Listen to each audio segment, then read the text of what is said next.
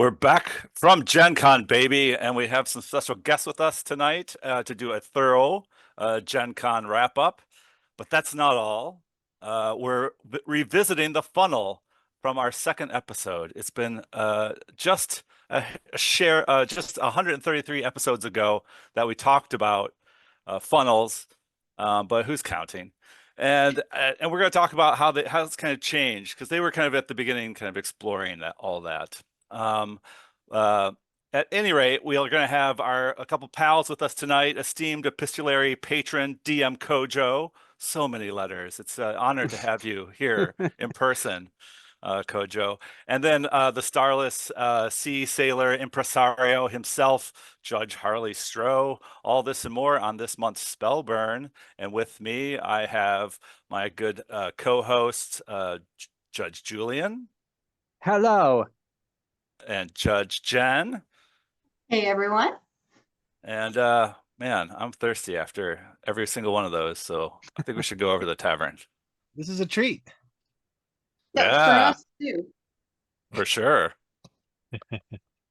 So many letters, Kojo. So many letters. How do you do it? I know. How do you do it? You know, I, I'll be honest. I think it's just the teacher in me that I try to ask questions that I think would benefit the audience. Um, Things not only that I want to know, but things that I think can get some clarification, get some other points of view on. So, I guess it's just me trying to help the community kind of back and forth. Nice. You have like a burning gotcha you can drop right now? Ooh. In terms of an email. Yeah. I honestly don't Like, ponder them jump to that the far top in of the sack? Yeah. I don't really like plan them out. It's usually something that kind of strikes me, kind of out of the blue usually, or something I comes up in one of my games, or something I hear, and sometimes I hear things on other podcasts about other games. I think, okay, well, how would that work with DCC? So, I kind of spin it. So I'm always trying to kind of just take a different approach. I mean, even when I like the things I write for my home group and stuff, I'm always thinking like, okay, what's the spin, right? Like what's gonna be different about this adventure that, you can do in DCC that maybe other systems it's just not as natural of a fit. So I'm always trying to come up with the angle, I guess, whether it be with emails or other things. Mm. Wise man. Well, what have you been doing gaming wise, besides epistolary concerns aside? Well, I know we're going to talk about Gen Con a little bit, so that was a big part of it. But other than Gen Con, my home group, which is comprised of mostly teachers and people that I work with at my building, um, all of them were brand new to role-playing games 2 years ago, and I brought them all in with DCC. Hmm. And now one of my players runs his own side game with his buddies on Zoom. So it's been really a lot of fun introducing new players to role playing in general and DCC specifically. So it's a fun group, a chaotic group. They thumb their noses at patrons and gods all the time, and seemingly have up until recently always rolled well enough to avoid any consequences. But last weekend they ran foul of the Carnifex, and I think that's going to be interesting to see how that plays out moving forward. They're actually in the middle of the Croaking Fane adventure-wise, but still have residual effects from the Carnifex from the previous adventure. So that's the beautiful thing about DCC is how things can build and carry over and eventually come back to bite you a little bit. So the other thing I guess is that with school starting, the school role playing club is firing back up, which is exciting. They will start a week after next. We'll get started once the kind of school year kind of starts settling in. The majority of the kids play fifth edition, but I'm always able to wrangle some new kids that come in. A lot of kids will come because they have had me in class as their teacher and they know I run the club and they know nothing about role playing, and they'll come in and I'll do a DCC one shot with them. Typically I run sailors, for those kids and give them the exposure, You and then do. some. Yeah, right. Some of them move on to play 5e because that's what most of their friends are doing. Um, some of them they do the one shot and they're like, okay, that was cool, but now I got other interests too. So it's just like a drop in, drop out kind of thing that we run at the club. But I typically have 35 to 40 kids every Oh week my playing. God, dude. Yeah. So last year I had as many as 7 different campaigns going at once, and 6 of them were 5e, and then one of them was my DCC game. Wait, That's you were awesome. running all of them? No, I only run the DCC one. The kids run their own. Wow. They Okay. come in and they run their own games. Like I said, mostly 5e. I've got a pretty extensive club library I've cultivated over the years. Um, Saw, but pi- what's that? saw some pictures of that online, I Yeah, yeah. think. Oh, yeah, Yeah. yeah. When I posted we Yeah. had like the back to school event, and yeah, I had a table full of different games. But like I said, the kids default to 5e because that's what everybody does, and they want to play with their peers. But I'm always kind of that lone voice that's like, hey, try something different. So, so it's always a mixed bag. But 5e obviously dominates, but I get my good share of DCC in with these kids for sure. Cool. Yeah. What about you, Judge Julian? What's been going on? I'll keep it kind of light. While you guys were gallivanting and cavorting around in Indianapolis, with the cavorting capital of the world, I did run a couple games at Summer Nights Con, which is put on by my pal Trevor Russ, eminent playtester and quality dude, and his pal Vicky, and we ran I ran Frozen in Time and also our new Gods of the Earth adventure. That was our DCC Day adventure this year. I had a great time, and that's a charity con that they do. So happy to say we raised, I think in total, the last number I saw, I think it was more in the end, but the last number I saw on Sunday was $2,800. Wow. For the World Kitchen charity that they've got going. So anyway, it was a good time, and keep an eye on for RPG Alliance and Summer Nights. I think they sort of rebranded to Summer Nights maybe and going forward in future years. But that was just a good time. It was a consolation prize a little bit because I wasn't in Indy. I'm sure we're gonna hear all about that. No. And that's it. We'll say nothing about it. That's it. I'm passing the mic. All right. What about you, Judge Jen? Right. You mean besides Gen Con, right? I guess. Yeah, I besides mean, Gen Con. honestly, I'm still kind of swamped by the returning palettes. Life feels like it's going very slow and very fast all at the same time right now. We made this big, huge hurdle, and we are staring down the barrel of like 3 fulfillments for backer Kickstarter stuff. Yeah. So it's a lot. We're also, I think we still have something like 12 cons remaining on the calendar for this year, not counting the upcoming Cyclops Con. It's kind of insane. So I'll second that. I'm not. Yeah, you will. I've not taken a bunch of time out for gaming, but I have been sure to take out some brain time. Right on. Step away from the desk, put the brain in a different pan for a little while. Come back to it. But no, it's been good. Just some really, really long days. I hear you.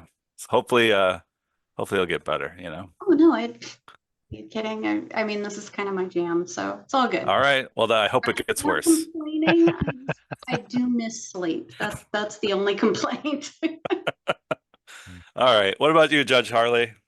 I have I've become obsessed with porting Circus Maximus to the Purple Planet, which will be Planet Maximus. Oh my God. and it's like I fall asleep reading the Circus Maximus rules, but I've never had a chance to play. right? And so it's completely, it's like a foreign language to me. And and it's one of those awesome rule sets that is written in like 6.1, and 6.1.11 follows that, and 6.1.2. And so I'm trying to translate that to my brain, which came like 10 years after that, and then porting that to DCC. And I'm in love. I'm buying minis online, which I'm going to cut up and like put them on little like Purple Planet skiffs.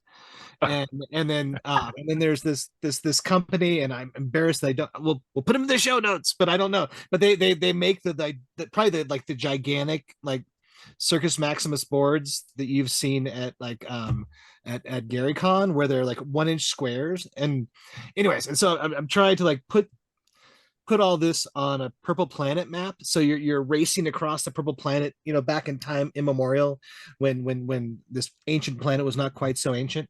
And so anyways, so that's what I'm in love with right now. But how about you, Judge James? Hey, so Harley, just Yeah. So Circus Maximus is Oh. it's an old board game, yeah. Yeah, it's amazing. So Yeah. it's like, is it like chariot races, or is it Yeah, like it's sorry. So it's chariot races. You do 3 laps around the track, uh, and there's this great opportunity of like, if you take the corners too fast, you're gonna flip your chariot over, and then there's a chance you get dragged behind your chariot, and other chariots Yeah. run over you. But thank you for saying that, Julie, because actually Ed Stanek made it here first. His brain thought of this before I did. So somewhere out there is a Rayorgen Games version of chariot racing, gladiatorial combat in DCC. Wow. Those who are about to die, I think. Yes, we salute you. But it's so cool. And yeah, I don't know. So I'm just really excited in both James, this. I'm a terrible game designer, but I can usually like slim down rules. Yeah, you laugh, but it's real. I can usually like slim down bad rules into better rules, although I can't come up with good rules myself. And so I'm trying to like, so okay, all right. So you have your chariot, and you have your so you'd be running it, James, and so you would have your chariot, and a guy on the chariot like hucking javelins at somebody else, and somebody, but they're laser javelins, right? And you have your plasma whip of the driver like trying to like whip the other guy, and you're trying to smash into his bladed wings of his skiff. And then meanwhile, your engines are slowly dying, and the greenstone shards are burning out. And I can't wait to run it. I'm so excited.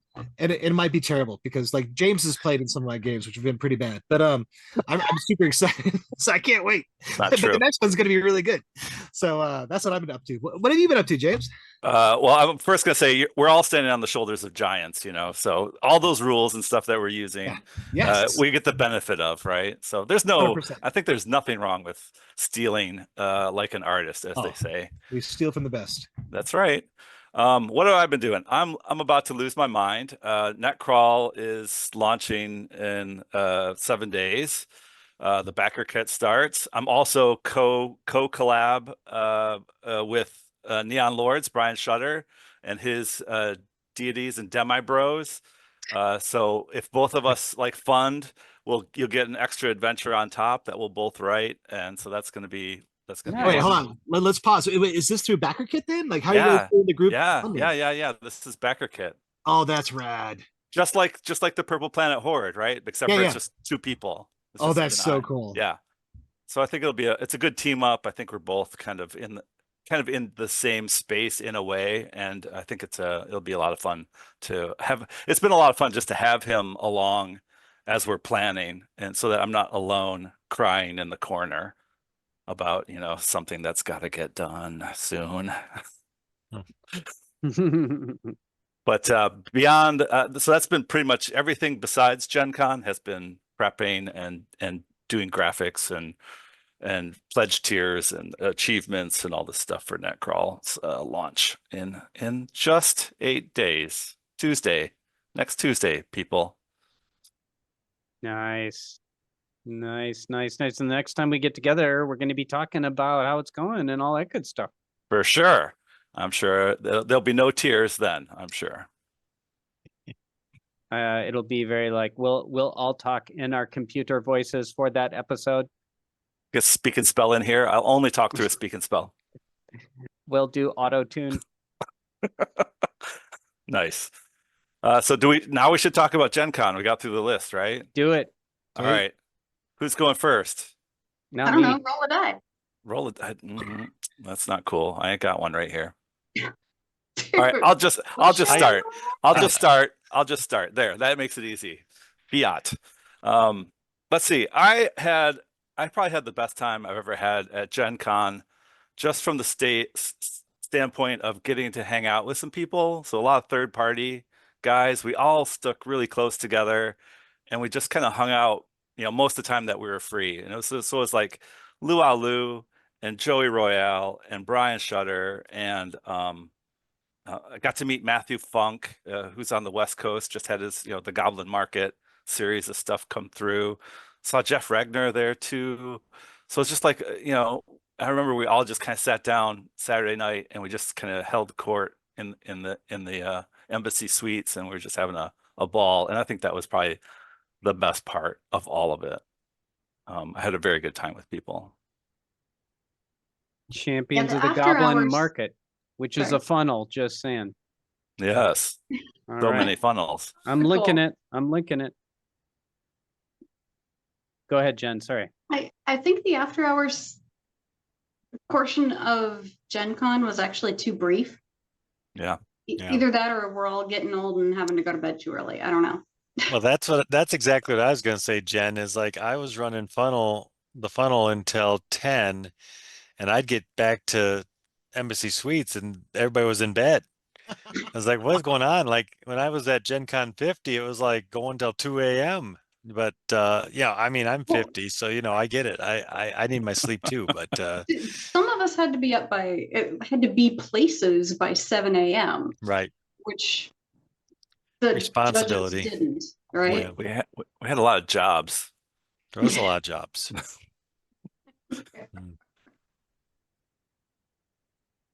Yeah. Well, I mean, I'll jump in, I guess, and share a little bit of my experience. So this was my Please. second Gen Con. I did Gen Con 56 years ago. Wow. This was the first Gen Con for my son Chase and my brother Adam. So that was pretty cool for them to experience it. And it's changed tremendously since I went 6 years ago. Like, Oh, stupid. oh yeah, I mean with the Lucas Oil Stadium stuff and the ziggurat, and I mean it's just the size of the booth was unbelievable. I mean to have the main area, and then you had like the front lines area, and then you had satellite booth, and you had Lucas Oil. I mean it was just like you couldn't get anywhere without seeing DCC stuff somewhere, which was awesome. I did run the funnel experience, the Doom Spell of Amaranth Seahold that Brendan wrote. It was really great. It's a funnel that's designed to be run in 3-hour slot, and I managed to do 3 hours every time. So it worked out really well. I Nice. ran 4 sessions, and every session, as is always the case, right? Like every session was uniquely different, and lots of unexpected things, and it was a lot of fun. That was a blast. And then worked a lot at the booth and got to do customer service, which is right up my alley. Like, I used to do point of sale software before as a teacher, so I could run your credit card machine, but I do think my talents are probably more used best to get out there and spread the love of the game. One story I just want to share real quickly that just really stuck with me.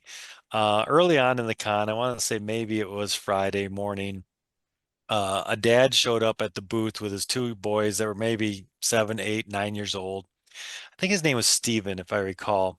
And he said, we just like came here. We don't know anything hardly about it. We played one game of Dungeons and Dragons, but it was, the boys didn't really click with it. Can you recommend something? I was like, yes, I can. And so I kind of gave him the spiel. His kids sounded interested. And then I walked over 10 feet and introduced him to Mark Bruner, who was running demos, and said, Mark's going to run you a little demo here for 15, 20 minutes. And, he bought some dice, bought core book, and then he comes back the next day, and next thing I know, he's got like an armful of modules. He's like, I just love this thing. Like, I can't get enough. And I'm just buying. I said, well, it looks like you have about 3 years worth of stuff there. So, It was just great. And then he was back again Sunday. I saw him in the morning too, buying a little bit more stuff. So, I mean, it just goes to show like the game sells itself. I told Joseph that. I mean, it's just like the game sells itself. Then you add in the community on top of it, this group of people, which is just amazing, continues to grow. Um, New people, like I met a lot of new people for the first time. That was great. But also see, a lot of us who've been around for a long time, on the periphery of things. So, all in all, it was great. Um, my son loved it. It was his last big thing before he went off to college. First day of the college classes was today.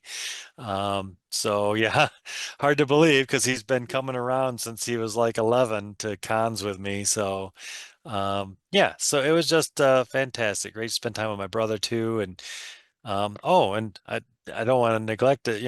I should maybe say, I did finish second in the spell duel tournament as well. You know, um, my brother will say it's because I beat up on him in the early rounds and got a lot of victories at his expense. But hey, that's the way it goes. Go home and cry to his mother. But yeah, so finishing second was a nice treat. The spell duel tournament was a lot of fun. Um, I learned that I really embraced the go big or go home mentality, which didn't get me to the end, unfortunately. I think I made it to the final with I think all threes and no luck left. So I mean there was nothing left. So it took everything I could to get there. But it was a blast. Yeah, so everything just seemed to run really smoothly, and it was just unbelievable experience. Yeah. Yeah. Those demo games are so fun to run and pull people in. Hmm. That was Oh, a you good mean the ones at the booth? Yeah, Yeah. those are great. Those are great. I'm really glad we started, implementing something for that. We Yeah, kept saying "No place for this to happen. You get the people who are kind of new and they want to get into it and they just kind of, before years passed and they would just kind of like, okay, yeah, cool. And they kind of drift away. And if you get them to sit there at that demo for 15 minutes, they're like, they get totally pumped and they got a book in their hand and they're going straight over there to pay for it. So I think it's a brilliant idea. Right? I mean, even from the capitalist point of view, right? It's one thing to say, hey, here's this really great convention special, $10 for the softcover book. All Yeah. else fails, it's a kick-ass coloring book, right? Right. So it's one thing to sell them that just based on, oh, okay, it's inexpensive and maybe we'll have fun with it someday. Yeah, right. So Versus giving them that piece of the experience, right? Gets them locked in. They're going to go home and play it, Yes. so demo games, are they funnels, and do you have the dead stamp? You don't have a dead stamp. It is a second. Aw. It's a second level everyone's running a second level character just to give them enough of a taste, right, of Ah. kind of the class. Hmm. And then it's a really just. I think John Wilson might have worked these up. Just they're really short scenarios based on the class. There's not a lot there. You kind of got to supply a lot of. You have to set the stage and kind of get them into Yeah, it, like kind of yeah. cold in media res or whatever. Of course. And so you just run them a little bit. You give them this a really short task, a short fight, or kind of a rescue thing or whatever, and they use the spells and that kind of good stuff. So it's just really tight, like 15, 20 minutes. Cool. Yeah. That'd be So something Harley, to tell see. us more. Oh, Yeah, it's Harley. What's up with your Gen tell us Con? about that spell duel thing. Well, Cojo dominated. He was fantastic. No, yeah. So I ran Thursday, Friday, Saturday, Sunday. Well, Sunday were the finals. We ran spell duel tournaments where you would show up. You would be, for the price of a generic ticket, we'd give you a Cojo was like a third level caster. I think so. Yeah, it was third level. Third level. So you'd have your pre-gen, your grimoire, and then you would go up against. There were usually like 5 or 6 people at the table, so you'd face off somebody directly across from you.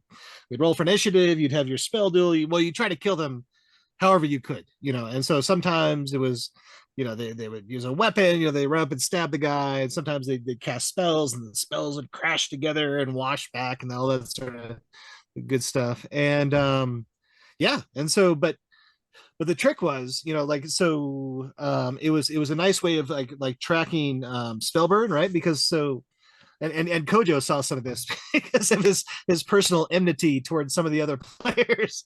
But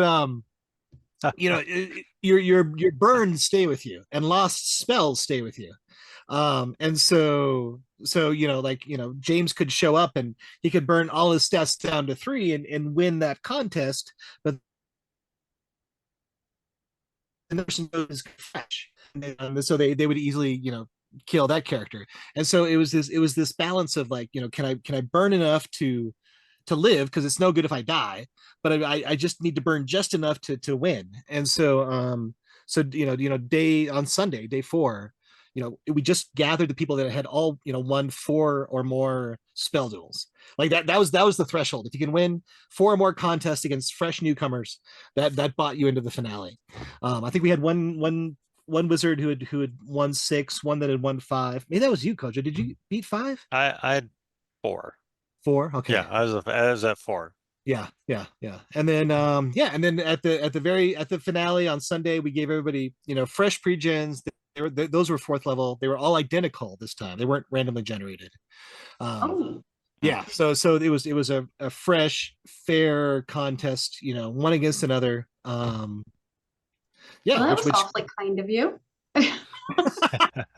well, like the first half of the week they were all randomly generated, like purple sorcerer style, right? And so you had some horrible wizards, that would show up, and some of them, some of them were amazing, but it was for a generic, right? So you go you come back, you throw it down, you're back at the table, and maybe this next one's cooler. Yeah, so we ran that, and it was an absolute blast. I mean, one of my, running for Cojo and Chase and your brother, poor guy, like you just like slaughtered him like time after time, and like the poor guy, like he had no, I don't know what it was, like I don't know. No, it So was just yeah, I got some lucky rolls in there for sure. it was amazing. That poor guy. I felt so, but that was the thing, right? Because you're running it out all on the table, and so there's nothing you can do to hide, and so some new person sits down and they die, and they die, and they die, and you're like, I'm so sorry, and they leave. But I think most people had a great time. Harley's but ripping their sheets in half and throwing them on the ground. Oh, that was true, actually. Yeah, we had this mound of like torn grimoires and PC sheets. I literally I showed up to Gen Con with like this stack, like 3 reams worth of paper, of pre-gens and grimoires, and we went through them all. It was amazing. It was so much fun. It was so Wow. much fun. It was a nice touch that you ran it out of the wizard van too. Yeah, well, that's all kindness of Jen. She's like, we need some place to put you, and so like Jen gave us the wizard van, and it was awesome to run out of there. It was a great place, like people could find us really easily. But You were Jen, like, running for technically 25 slots on the books. well, yeah, but it really, you're just showing up. I mean, you could almost have like, it could be a computer, right? It could be like play by email. What's your spell? What do you roll? What does he roll? Yeah. So but Jen, this was no, but we totally need that voice for Netcrawl, James. Okay. don't. Harley, you are under contract now. Yeah, right. You have the recording now. We can AI it the rest of the way. But Jen, like this was like a quantum leap forward in Goodman Games offerings at Gen Con. Cojo touched on it a little bit, but like I sat down with Mike Saturday or Sunday. I was like, I blinked my eyes and suddenly like we became like this gaming company. Like you guys had, like, everything was like set up in the dealer hall, and Mary did the 2 meet. It was really remarkable. I mean, it was for those of us that have been around for a few years, it was kind of it's interesting. Like there's a shared misery, right? In like, and I'll shut up after this, but there's a shared misery in like showing up early, you do Yes. sweat, you're disgusting, you put down the floor tiles, you bring out all the books, you empty the books, the books are in the wrong place, you put them in the right place, no, the books are in the wrong place again, you put them in the right place, and you do that, Tuesday and Wednesday. Guys. Yeah, and then and then comes Sunday and you take everything's down and you stack them on the crates, and the crates are no good, and so you take them off the crates, but there's this shared, there was a point in time when that was like done by all of like 12 people at Hands Goodman. on deck. Yeah. Yeah, and now all of a sudden we have like literally a group of people that can do it really well, and they set up the booth, and the booth is set up. And then, like I don't think I saw. I mean, I walked once through the dealer hall, and it was like it was amazing, and like all this was taken care of, and there was like this little bit of heartbreak. It's like, oh no, Harley, they don't need you to put down floor tiles.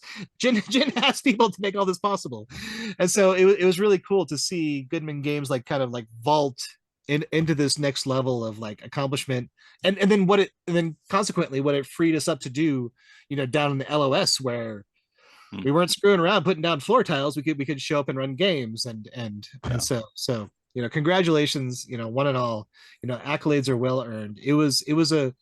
This is an anniversary, I think, that we will look back upon as like, oh, that's when things switched. That's fascinating. So yeah, The Lucas Yeah. Oil Stadium was fantastic, by the way. I mean, to have that many games going, but no echo, no like it was perfect acoustics to play. Yeah. But yet, here I am running Brendan's funnel, and I'm telling the players like, oh, it's written by, oh wait, yeah, that guy over there running that tournament game, because you had tournament games going on for the X-Crawl tournament. You had the spell duels going on over here. You had the funnel experience in the middle, and then just other regular games going on, like and all in one area. It really was, and it's then right in the center of the field. Jumbotron comes on. That's Yes. right. There's the Jumbotron. Jumbotron with running. And there's Goodman Brendan ads. like going like, Yeah, I'm, it was I'm fantastic. so happy for him to get that Gen Con release, right? We did have some of the X-Crawl items for sale. We also offered a Gen Con pickup to those of our backers that were present for it. Yeah, which was fantastic, because I got mine and I took it right over to Brendan and said, hey, you want to sign your book? Yeah. Didn't you guys? Was it you guys? No, it was somebody else who had the first signed copy of XCC at Gen Con. It wasn't you and Chase. It was no. I saw somebody else. Somebody else posted that they got the first one. That was pretty cool. That was cool. Yeah. So I think my personal highlight for Gen Con would be meeting Lucy. She's I believe she was 9, or is, sorry, it hasn't been that long. And she's running DCC, and she's trying to get games on the books, maybe a late game for Gamehole, and games for GaryCon. So that would be the newest member of the Order of Shanna. Nice. And kick ass. Yes, all the things. There was one thing, a small thing. I had saved it for the raffle, so it was just a complete one-off in the warehouse. I'm like, whatever. And she came along. I'm like, nope, he gets it. That's awesome. Don't look so crestfallen, Cojo. It was a dead stamp. No, it's fine. One of the originals. I signed somebody's shorts that you guys raffled off. I don't know whose shorts they were, but that's Jared Crater's shorts. I got my name right next to Harley's, I think, on those shorts. So Jared Crater's shorts. Yeah. Yes. So I've never felt so icky. Squeaky. Squeaky's the word. By the boss to sign someone else's swim trunks. And you used to perform in Vegas. Well, one other thing. Hey, I did get to sign the inside of the ziggurat, right, for working the booth, and I signed up where I think nobody else will be able to sign, as high as I signed, being 6'7". So I'm at towards the very top of the ziggurat. So Okay, what's the significance of Jarrett's shorts exactly? So, okay, here's the story. He sent in a book, a set of books, a box of books, and I guess he was, from what I heard, he was in a rush. His wife wanted to, like, they were supposed to go swimming, or like they're going on vacation, or something like that. And he was in a rush, and he just put his shorts as packing material in the box and sent it to Joseph because he didn't want Got to it. go swimming, I think. Got it. They just dropped him off at the booth. We're like, Yeah. whiskey, tango, foxtrot. And then was the second the following item in the raffle was for somebody to come fly to your place and take Jarrett's shorts out of your home. Like Should have been a a missed opportunity. in the hazmat suit and the whole. Yeah, pretty much. All right. Well, maybe next Gen Con we'll do that. So Okay. au revoir, Gen Con. What was it? 50 to 76? No, I don't 56. 56, really? Wow. No. something like that. All right. 50 Well, was whatever. 2018. I don't know. Whatever. I Goodbye, gotta Gen say, Con. it was also really, really cool to see the entire Goodman family present again. Oh, I yeah. hadn't seen Mrs. Goodman or Oh, the eldest son since he was 2. Mhm. That was the last time they had been at Gen Con with Joseph. So It was nice to meet them. so, having yeah. the equivalent of mom come in and clean my room because the ziggurat was a little untidy the first day. I'm like, Oh, all right, so be it. And That then was- both of the kids got to sign the inside of the ziggurat too. oh, And Yep. one of them couldn't spell Gen Con properly, so it's JEN now. So Yeah, like it always was. All right. So au revoir, Gen Con. Let's talk about some cool stuff and hey, that's cool stuff too. upcoming cool stuff. Okay. All right. Jeez, make me use all the adjectives. All right.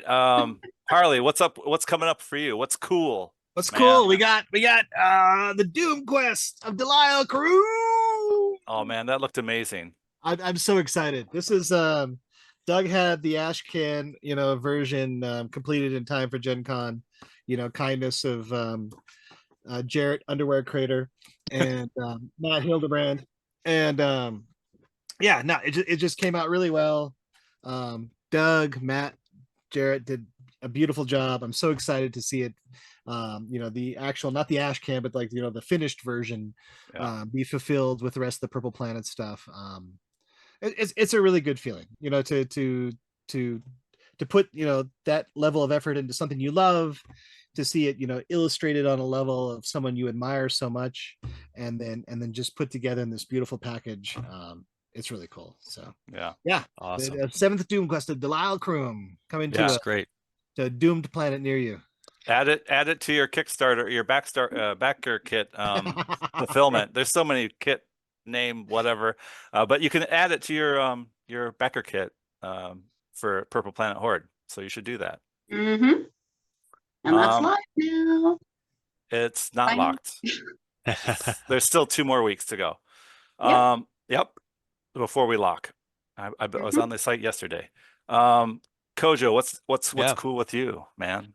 Well, one thing that was super cool that I got to see at Gen Con 2 was my first kind of official module, little piece of a module.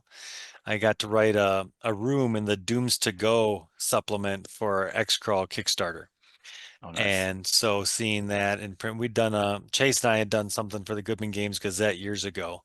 But this was kind of like the first thing that was part of a module. And now it's kind of all the way home. What I got to hear was Chase telling me, hey, remember when I was 12 and you promised me that you'd publish my zine of DCC monsters?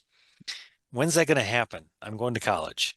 And he's like, my art is all done.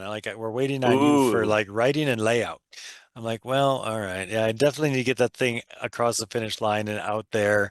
Obviously, I have lots of, I'm a little nervous about the self-publishing piece of it. Maybe I shouldn't be, but I got plenty of friends that know they can advise me on that.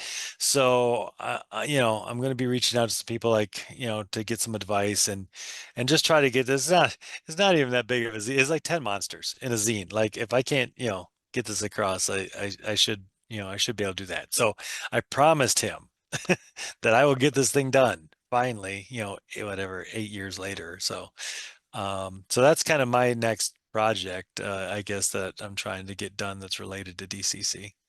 Get it done, Dad. I know. Drop the Geez, ball. slacker.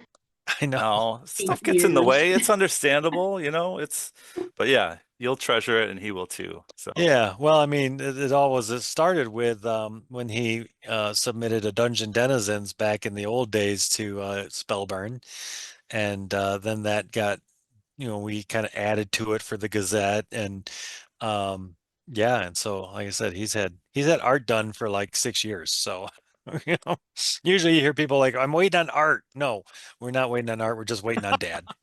So oh, well, good luck.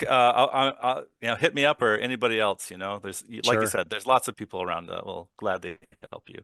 I appreciate that. Um, Thanks. yeah. Let's talk about backer kits and Kickstarters. Hey, I got it right.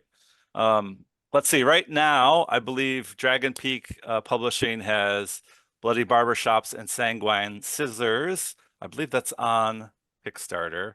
Yes. Uh, and then also coming up, as I've already mentioned, Netcrawl and Deities and Demi Bros from Neon Lords of the Toxic Wasteland. So that's launching on the 3rd. And then Trevor Stamper is going to be publishing Tales of the Smoking Worm number 10 coming up in September. I believe that will be on Kickstarter. The Yes. Netcrawl and Neon Lords will be on Backer Kit. So, go out there like Pokemon and catch them all. Yeah. Excellent. All right. Are we ready to transition? Thanks a bunch, DM Kojo, for coming on and talking about Gen Con. Oh, for sure. It was a blast. It's always good to see you all and get a chance to chat with you guys. I appreciate you having me on.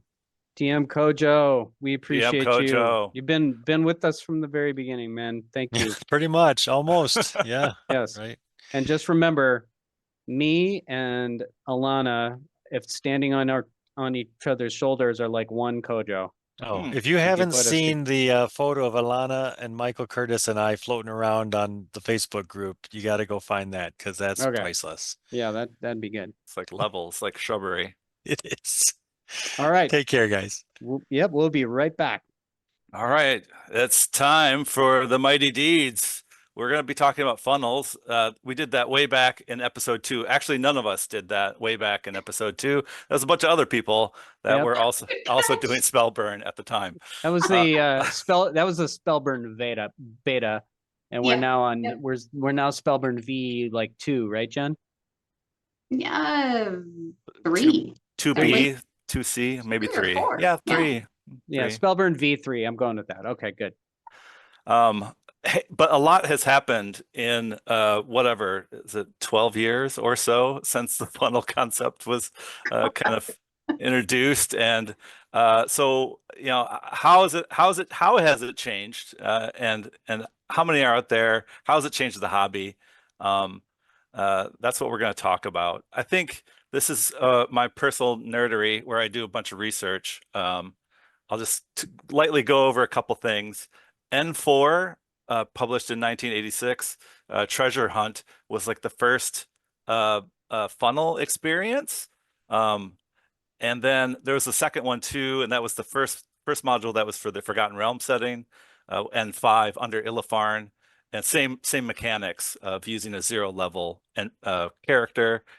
And then And I think those are TSR adventures. those are TSR AD&D first edition setting adventures. Late first edition, right? Yeah. 1986 and 87. Got it. And then I think the other really important one to mention is, of course, DCC 0, written by Chris Doyle. Legends are made, not born.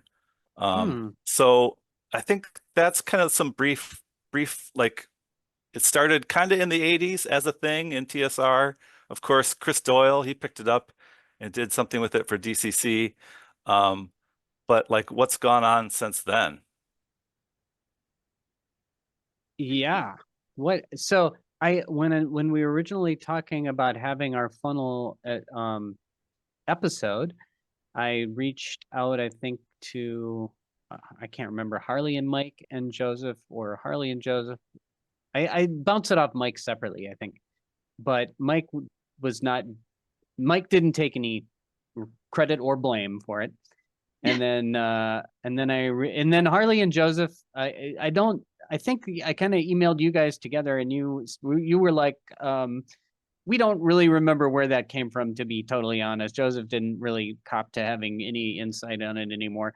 And I can imagine it's sort of, but did it just kind of spontaneously come out of the generative process of building DCC in 2010 or whatever that was? Or I mean, I know that you guys claim that maybe to keep it shrouded in mystery forever, but at what point had it emerged, if you will? I would say we lay that squarely at the feet of Joseph Goodman, right? Because it's in the opening text, like, "You're no heroes." Yeah. And so that's sprang fully formed from the brain of Joseph Goodman. And I recall even being initially against the idea of the funnel when it was Wow. when it was first proposed. So I who knows, the history has been what it is, but it's long since lost. But I'm fairly certain it was all Joseph's idea. And it started with you're no heroes, and I believe it met some resistance with those of us that were playtesting and running the game, until we actually like we tell everybody, like, they're like, "Oh no, like, all these characters are gonna die, my players aren't ready for this, it'll crush their psyche." And you're like, "No, you have to, please just try it, like, trust me for 30 minutes, and you'll see what happens." And yeah, I know that I was against it. I know that I was against rolling out dice in the open, and then you do it for the first time, and you see the emotional result it produces in the players, and how they take up these characters, which were previously like just horrible amalgamations of random roles, and then now suddenly, like, they're actual characters with emotions, and they've survived horrific experiences, and you love them. Yeah. So that was the origins of the funnel in DCC. I as a guy who is playing the game from day one, and amusingly, I remember going to Gen Con when DCC had just been published, and there was no Goodman Games booth that year at Gen Con. but I ran sailors in somebody's hotel lobby for some local friends of mine who were there at Gen Con, and we had a blast. And it was great, but the funnel kind of rocked people's world. But I was also against it. I mean, I was like, yeah, it's not really like a D&D, OSR type game. It's just some kind of schmucks or zero levels, blah blah blah. And for years, I really didn't like it. As I've grown with the game, I came to like it a lot better. Just because it's such a when you really strip everything down, it's such a way to bring people into the game and ideas of the game without having them learn Mighty Deeds rules and Spellburn rules and everything else. I think that's exactly it, right? Yeah, they get to create the character backstory, as opposed to through play, as opposed to taking 2 hours to write it out. Oh yeah. Which is really, and to hear all of these people who are proclaimed fantasy fans, have you not read any of the fantasy that's been published for the last 100 years? None of these characters start as heroes. True. So it seems like a natural move to me. Yeah. But really quickly, let's rewind to Julian's point.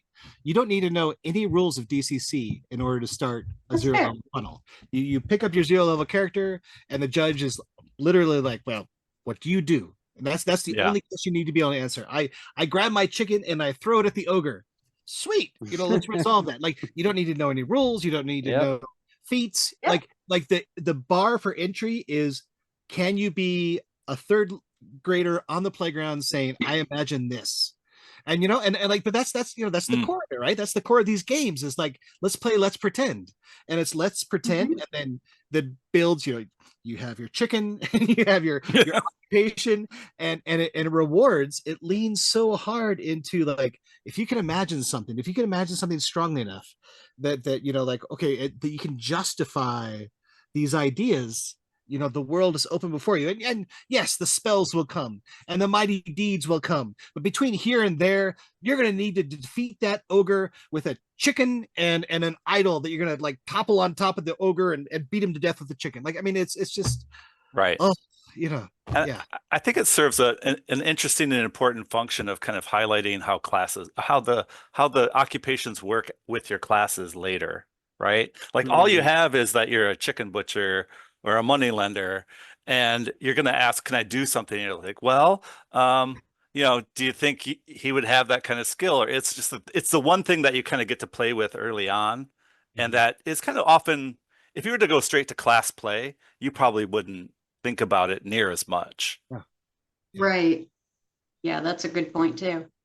And I don't know about you guys, but even to this day, 12 years later, like, whenever I run a funnel, it's still magical. Like, Mm.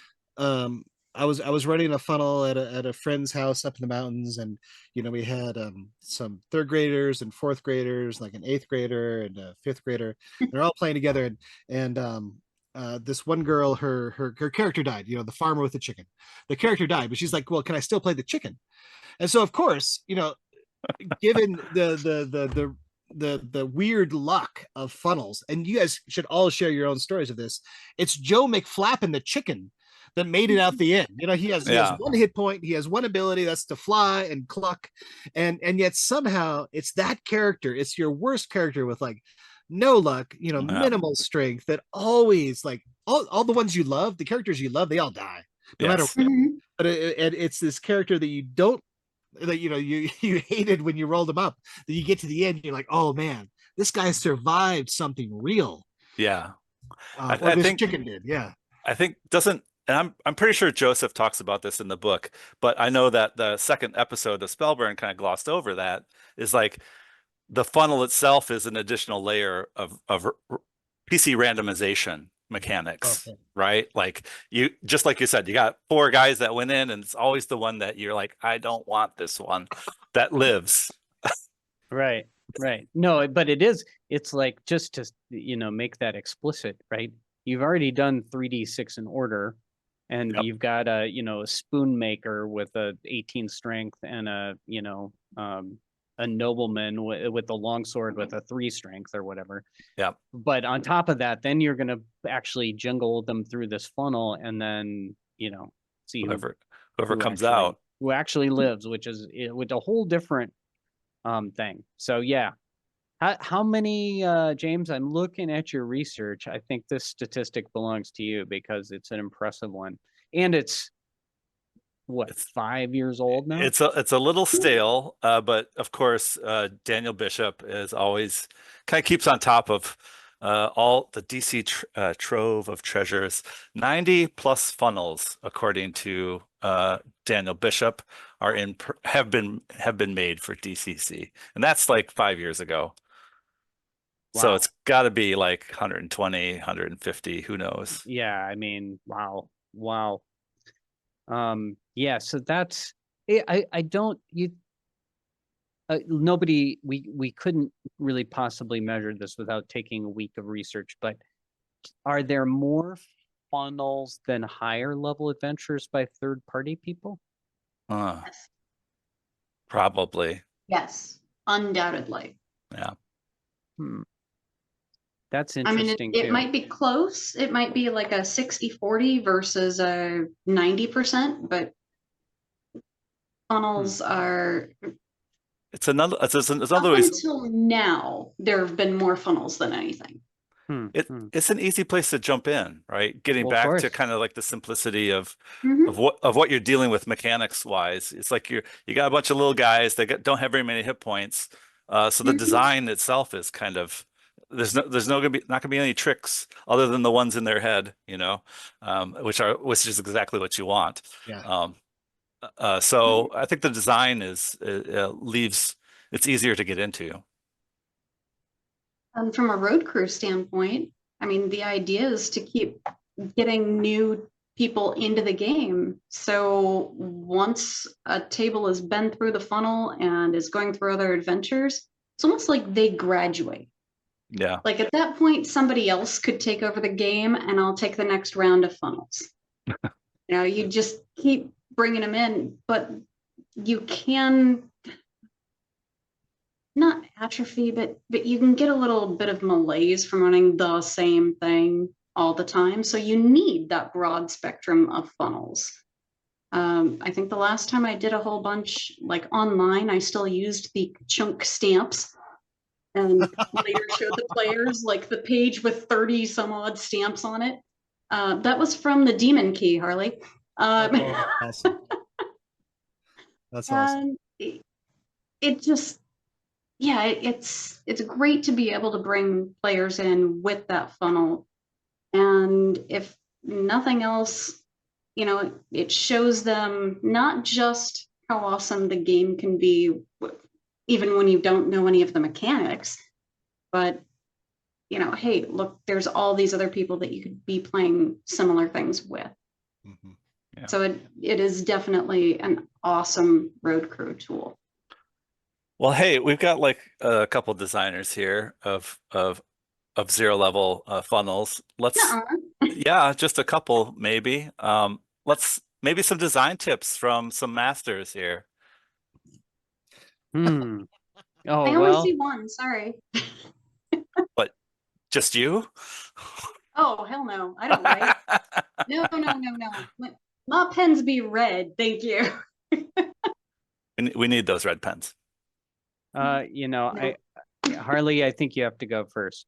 Sure. Well, all right. Well, so like, it's easiest to point to my own missteps. I mean, I think the optimal funnel should be, should be memorable. It should have an inciting event that doesn't require the PCs to walk anywhere. Like something happens and throws them into the action. Because like how many parties have walked up to the keep in Sailors and decided, this is stupid. We're going back home. Like enough of them. Like that shit. You need to throw them immediately into the action, and then but similarly, I love Sailors, and I was so fortunate to have the opportunity to write it. It was written before any other funnels had been written. And Right.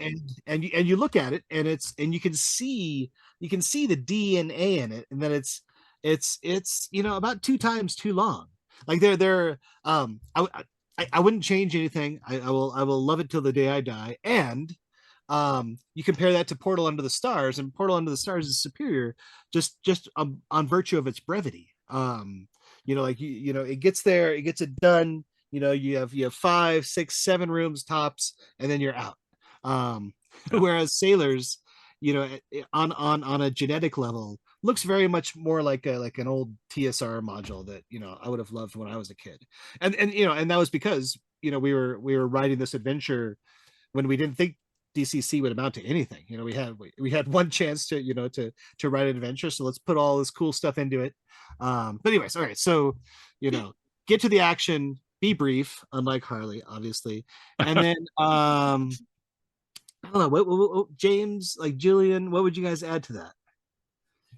I think the main thing is brevity is key. I would say that you really don't need to have a 2-session funnel game, and I wish in writing Hive of the Overmind I would have made it just a little. There's a lot of stuff I love in there, but it's also there's also stories about that assignment. But anyway, but brevity is really key. And when I try to do stuff, I have a funnel I've been running for the last year that's not published, but I really quite like it. I've run it a ton of times now, and it's a 4-hour funnel game. It totally finishes up in 4 hours. It's really snappy. It has a good fight at the end, and brevity's key.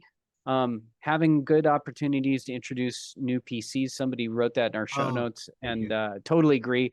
Even if you had come in there with 4 or 5 PCs, you're still going to need replacements. So that's for sure. Yeah. And I also, I guess I would say maybe this, just because they're not higher level characters, the same way DCC says, hey, as a first level guy, you can go to to dual stuff with Asmodeus, or, get a giant magic sword, or do any of that stuff. You can have cosmic adventures at first level. You can have cosmic adventures at 0 level too. So I would say don't stint on having magic items, on having badass monsters, on having crazy artifacts in MCC. I don't feel like you can only have them fight giant rats, and maybe there's 1+1 ring of protection and +1/2 dagger, hanging around there somewhere. Yeah. Like, you can have epic stuff right out of the gate. Yeah, I would agree with that. Like, take advantage of whatever the setting's going to give you, because it's going to be way more fun. That's for sure. Absolutely. I think this is maybe a thing that I've thought about in some adventures is some optional bits to help cull the herd a little bit. Not in a mean way, and certainly in kind of like still in a random and part of the narrative, but like, let's say you're getting towards the end a little bit of the adventure, and like you just haven't been able to close the deal on some of that randomization that the funnel's supposed to provide. Kind of having some options of something that's kind of dangerous that can be inserted or dropped off of a funnel might be a good idea. Like, Should just an optional bit. This is a really good point. So here's a good question. Lightning round.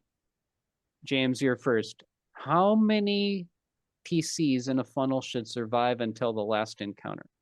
I want to say around two or three Okay. Per player or per total? player. Are you player. Yeah, per player? Like, Yeah. So about 50%. about 50%. That sounds Okay, right. that's fair. Kojo, what do you think?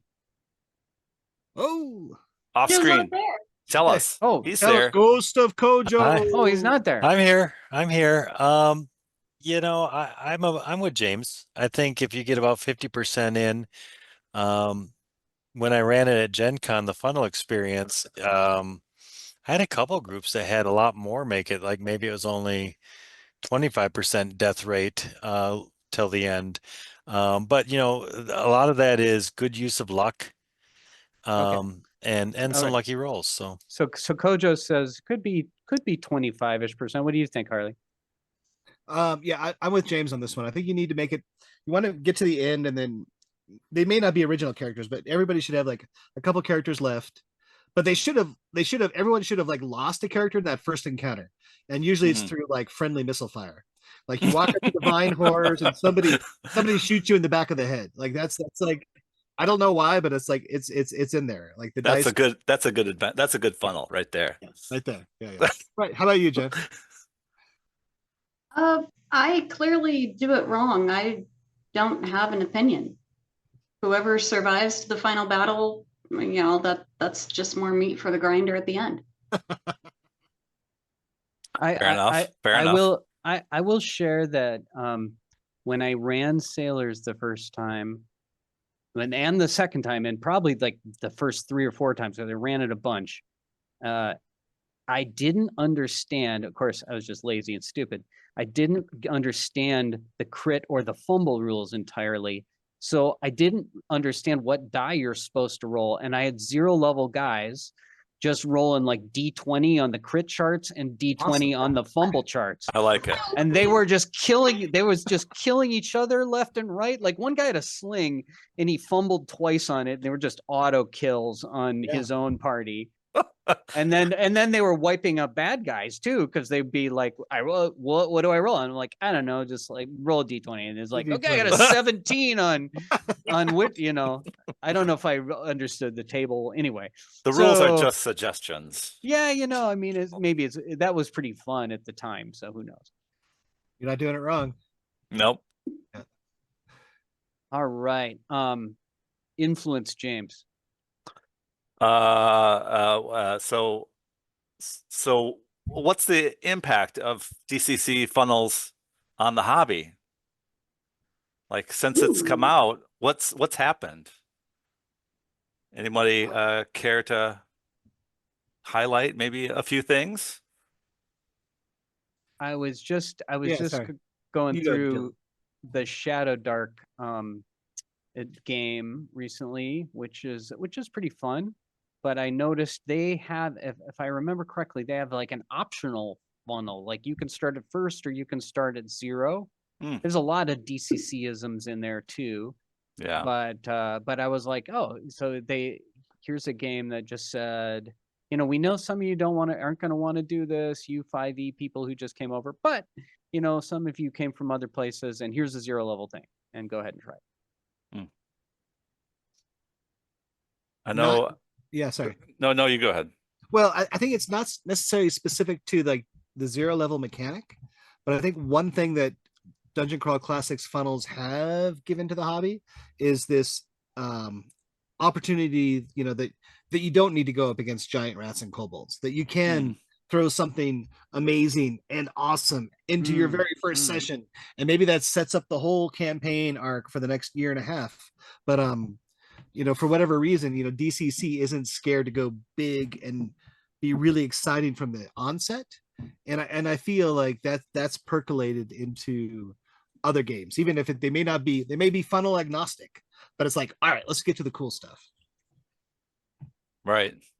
Yeah. Let's see.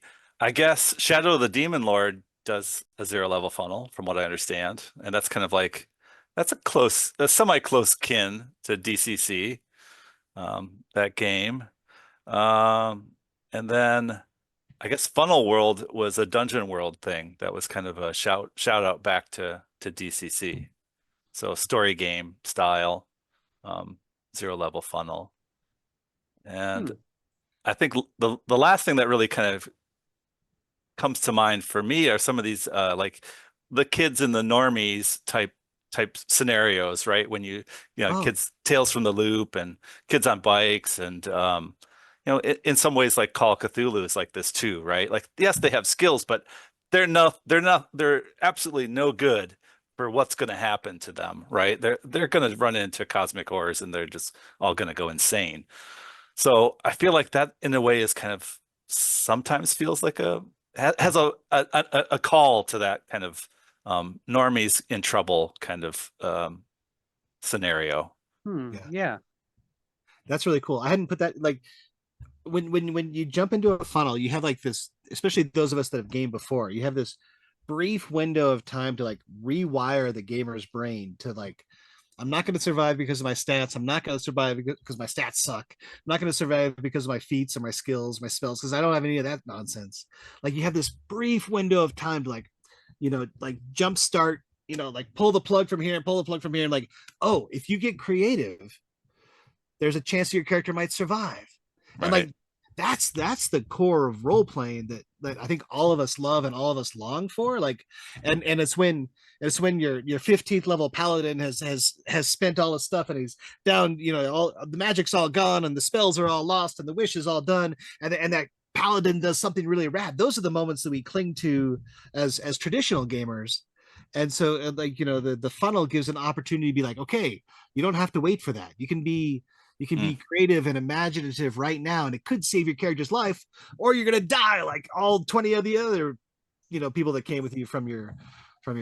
There's this brief moment where we can give, we can cut through to the heart of what role playing games are and what we love about role playing games. It's the story, right? That's what we want. That's what we want to do. We want to tell that story and not have it be like just some sort of pissing contest of how many rings of power I used and all this other stuff, right?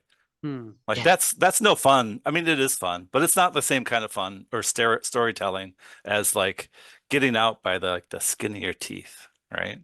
Absolutely. It's like the people who say, "Oh, I'm the strongest. I should do this." Yeah, right. Not your turn. So these aren't in the show notes, but I mean, do you guys have any like classic funnel moments that you just still like think back to and adore? I really don't remember like the first funnel I played in. Most of what I played was mid-level. Right. Well, you would start characters at third level, right? To like give them a taste of like this is what's possible. Yeah, And then second you or would, third, like, yeah. you would like reset them then back to 0 and be like, Yeah, the first funnel I ran, which was actually, I'm looking at the Twitch chat now, and there's a great question. You know, what was the first funnel you played in, and the first funnel you ran? I think the first funnel I ran, it's a toss-up between Sailors and the Imperishable Sorceress. oh, nice. I mean, there's always great moments, but I don't want to bog things down that much. Yeah, I think the first one I ran was Portal Under the Stars, which is Chef's Kiss. That one's amazing. Bunch of guys we went from 3.5 to DCC. Said that's it. I can't do this anymore. So I put them in the funnel. We were like, I don't know, 5th or 6th level. So it's like we're starting over. And and then they get to the room with all the soldiers and they just about freaked out. So that was awesome. I'm trying to remember the first one I played in. It might have been Sailors. I feel like maybe that it was Sailors. And it took me a while to get into a game because I'm always running stuff or writing stuff. You know how it is. But I finally got to play Sailors and that was an amazing amount of fun. I remember I was running a funnel at Gen Con. Can't remember if it was Sailors or I was also doing later with the same group. I was doing the World Quest to the Winter Calendar that I did with Steve Bean, like the next year or something, which is another third-party funnel.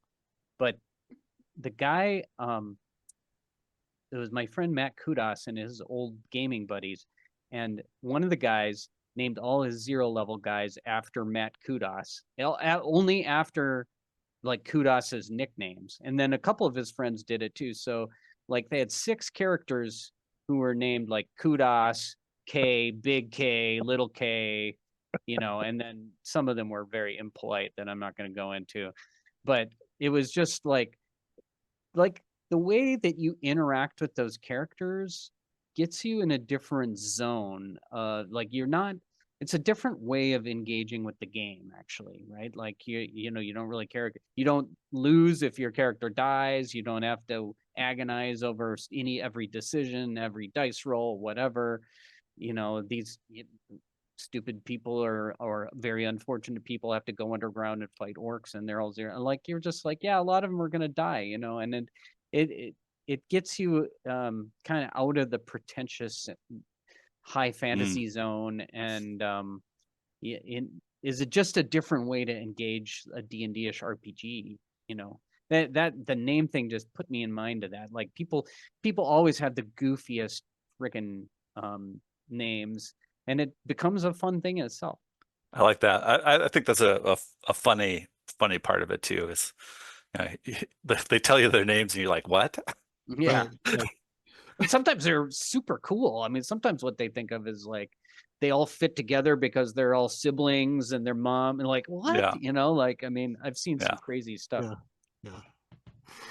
Inevitably, it's the one with the worst name that makes it to first level. Like the player comes back the next time. Can I rename my character? Like now that he's survived, like he doesn't need to be Dorcas the Third. He can. I think I named one of mine Demigorgon, and everybody looked at me like, "What?" It's like, yeah, he's gonna live. Exactly. No, but that's brilliant, right? And he dies, he's like a bucket. He falls off a door and hits him in the second room or something, right? Never liked that Demigorgon anyway. All right. Hey, it's getting late. Maybe we should go home. Any final thoughts on funnels? Harley. Everyone should write one and run one. The best funnel still hasn't been written, and I can't wait to play in it. Like somebody asked earlier, what was the first funnel? I haven't played in a funnel yet, so I look forward to the best one being written, and then I'll play in it. Julian. Final thoughts are I think everybody should play them more, and I think we should all think about how we take the awesome funnel fun and bring that to the higher levels as much as we can. Yeah, make it a little less serious. I like that.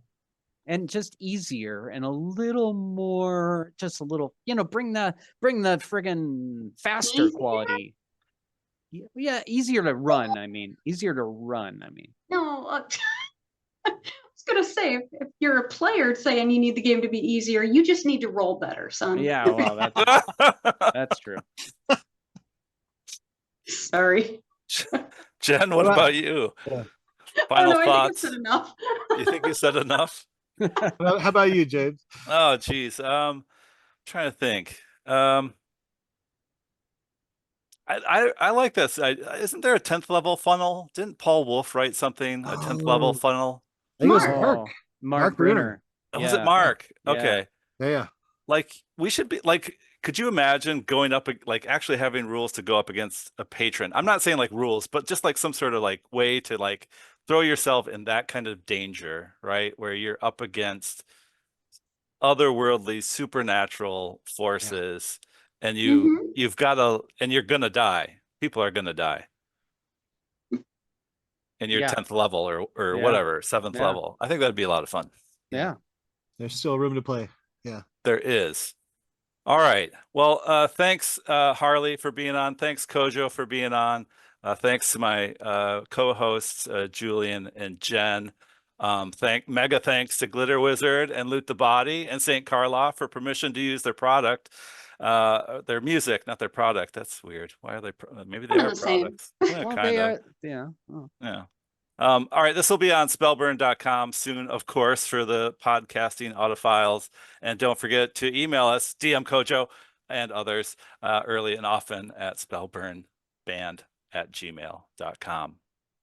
I'm Judge James, signing off. Good night, everybody.